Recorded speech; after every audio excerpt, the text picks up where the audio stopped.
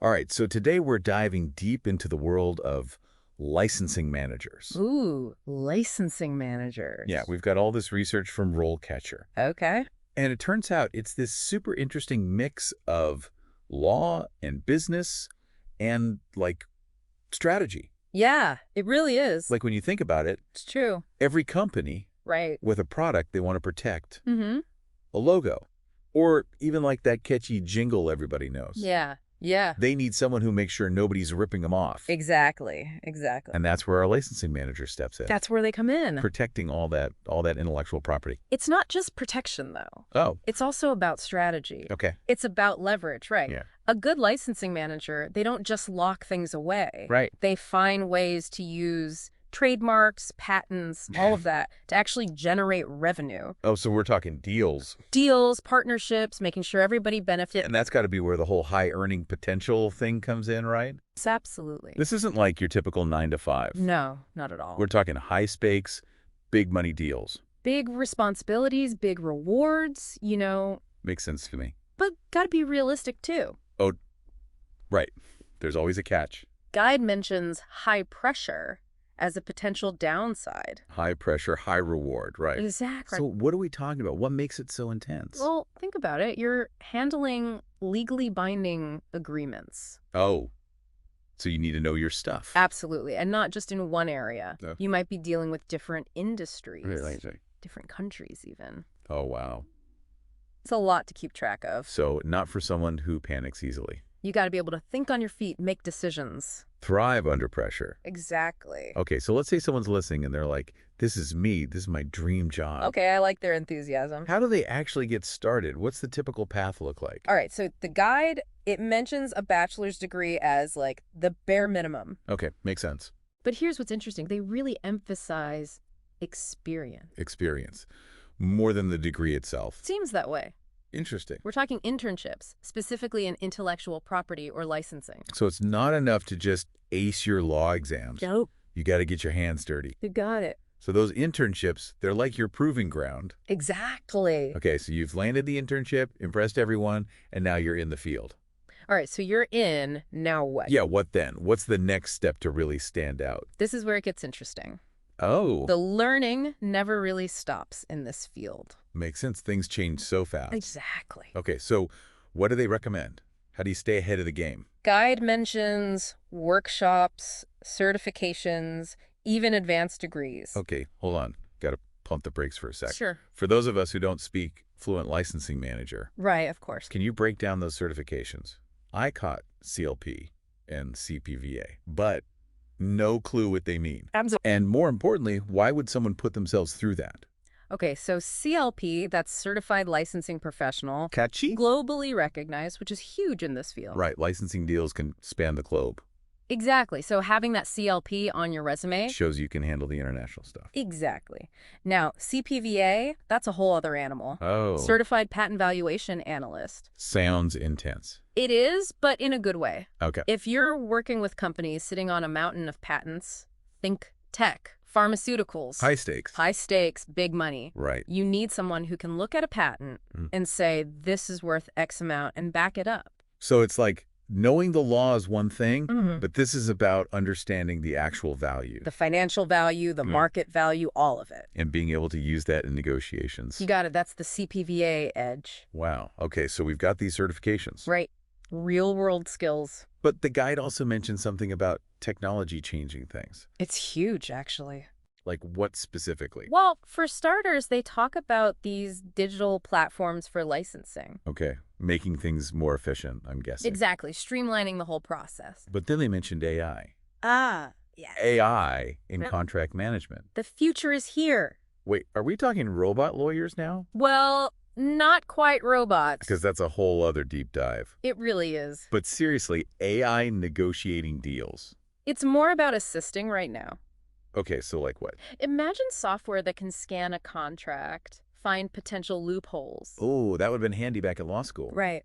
Or even inconsistencies, especially with international law. Oh, that makes sense. Things get complicated across borders. Exactly. These AI tools can be invaluable for that. Okay, so it's not just about knowing the law inside and out anymore. Nope. It's about understanding how technology fits into all of this. Yeah, absolutely. Man, this role is way more complex than I think people realize. It's dynamic, always changing. It's not just about dusty old contracts anymore. Not at all. You're at the forefront of how business gets done. And staying ahead of the curve is key. Exactly. Which brings us to the career path itself. Oh, right. We were talking about how to actually climb the ladder. Yeah, because it's not like you just become a licensing manager overnight. It's a journey. It is a journey with stages.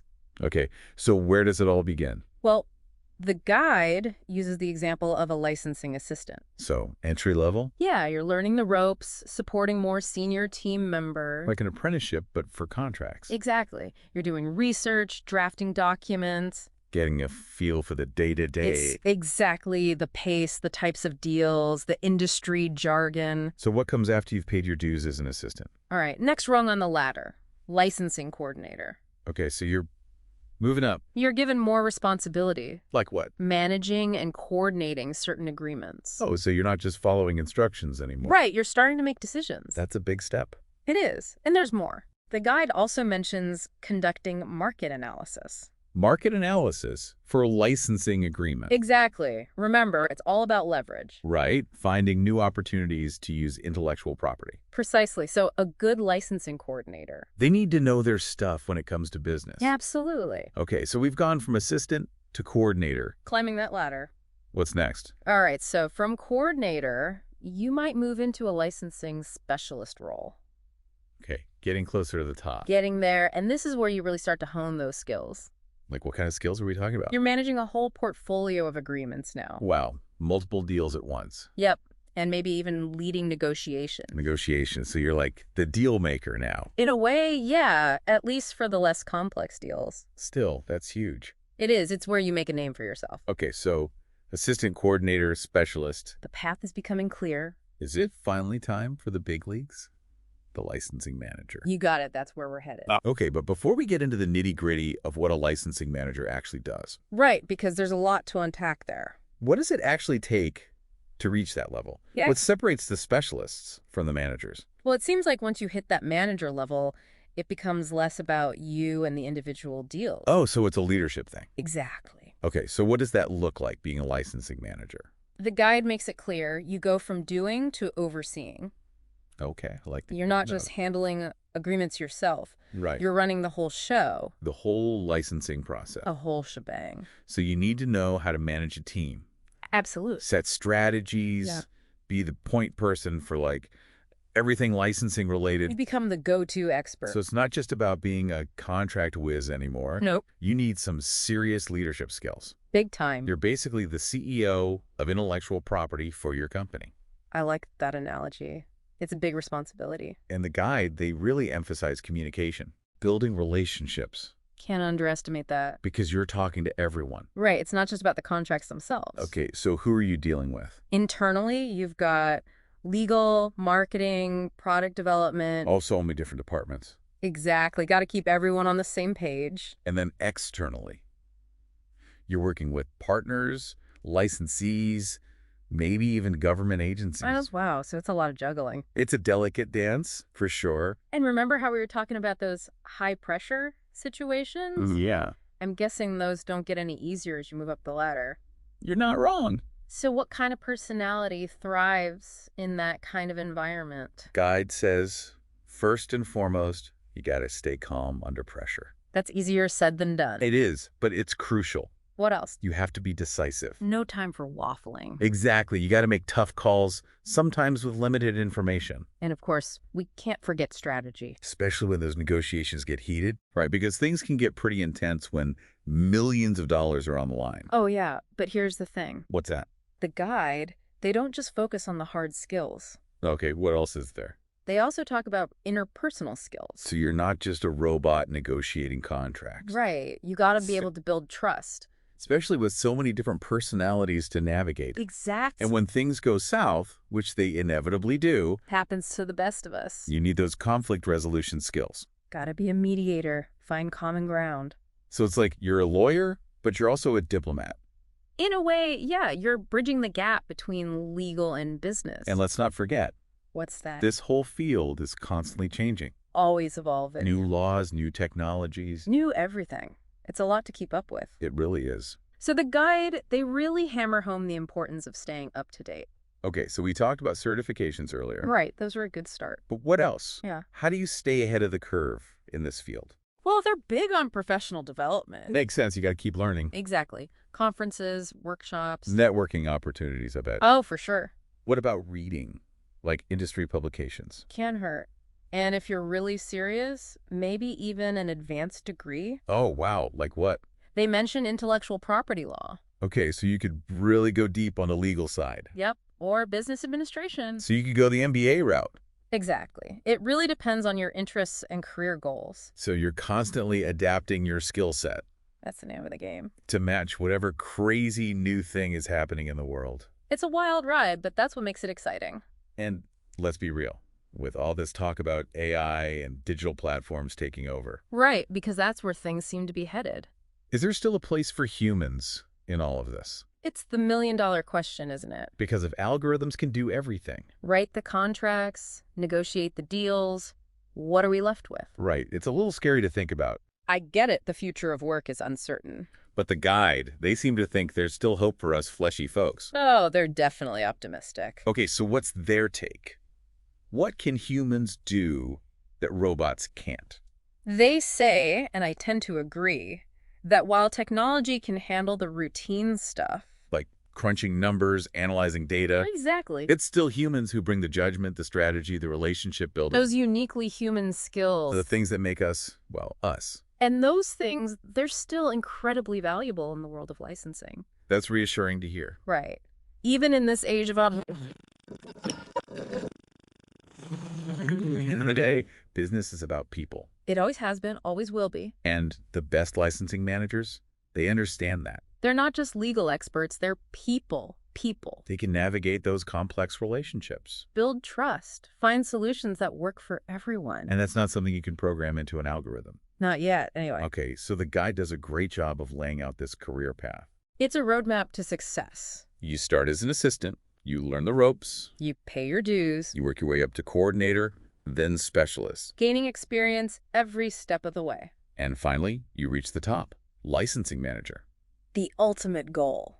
But the journey, it's not always easy. Definitely comes with its challenges. Speaking of challenges, the guide also mentions some very specific hurdles that licensing managers face. Right, because it's not all sunshine and roses. So let's dive into that a bit. Okay, let's get into the weeds. What are some of the biggest obstacles in this line of work? Well, aside from the obvious legal and contractual stuff, which we've talked about, Right, because those can get pretty hairy. they can and do. But one of the biggest challenges, according to the guide, Yeah. is simply keeping track of everything. Like organizationally? Exactly. You're juggling multiple licenses. Right, different deadlines, different terms. Different everything. It's a lot to manage, especially as you climb that ladder, more responsibility, more agreements to oversee. Right, like those licensing managers we were talking about, overseeing a whole team. Exactly. And the guide, they highlight just how important organization is in this role. Makes sense. You don't want to be caught slipping up on a deadline. Oh, absolutely not. Not when millions are at stake. So you need a system, a way to keep track of all those moving parts. The guide actually uses the phrase attention to detail. Oh, so it's not just about the big picture. Nope. You got to be able to zoom in on the fine print, too. Interesting. And then there's the whole issue of disputes. Oh, right, because even with the best contracts, Always a catch. things can still go wrong. Absolutely. People disagree, interpretations differ. It's just the nature of business. And I'm guessing it's the licensing manager who gets called in to clean up the mess. You got it. They become the mediator, the problem solver. So not only do you need that lawyerly mind to understand the contract, you also need the people skills to smooth things over. Exactly. Because you got to find a solution that works for everyone. Maintain those relationships. Keep everyone happy, or at least content. And on top of all that, Wait, there's more. oh, there's always more. Oh, no. What else could there be? Remember how we talked about this field constantly changing? Oh, right. The whole staying ahead of the curve thing. Well, that's not just a suggestion. It's a full-time job in itself, isn't it? Pretty much, the guide makes it clear continuous learning is non-negotiable.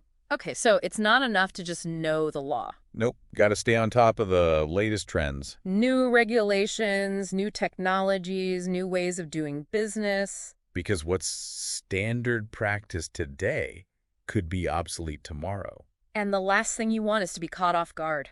Right, especially when your company's relying on you to protect their most valuable assets. It's a high-stakes game for sure, but that's what makes it so exciting. It really is. And I think about it, What's on your mind? this one role, it really does bring together so many different skills. It's a unique blend. You need that legal foundation, of course, Absolutely. but then you also need the business sense, The strategy, the vision, the leadership qualities to manage a team, the communication skills to wrangle all those different personalities. and even a little bit of diplomacy thrown in for good measure. Diplomacy is essential, especially when those high-pressure situations arise. Right, because it's not just about knowing the law. Oh. It's about knowing how to use it strategically, To protect your company's interest, to build relationships, to get the deal done. and hopefully to come out on top. Well, that's the goal, isn't it? It is, and the guide does a fantastic job of showing how challenging this career path can be. It's not for the faint of heart. But it also highlights the incredible rewards, The high earning potential, the opportunity to work with cutting-edge technologies. the chance to shape the future of how business gets done, And for the right person, the one who's up for the challenge. it can be an incredibly fulfilling career. Absolutely. So for anyone listening who's now thinking, maybe this is the path for me. I see that spark, that curiosity. Well, it's one key takeaway you'd want them to remember. Something that really gets to the heart of what it means to be a licensing manager.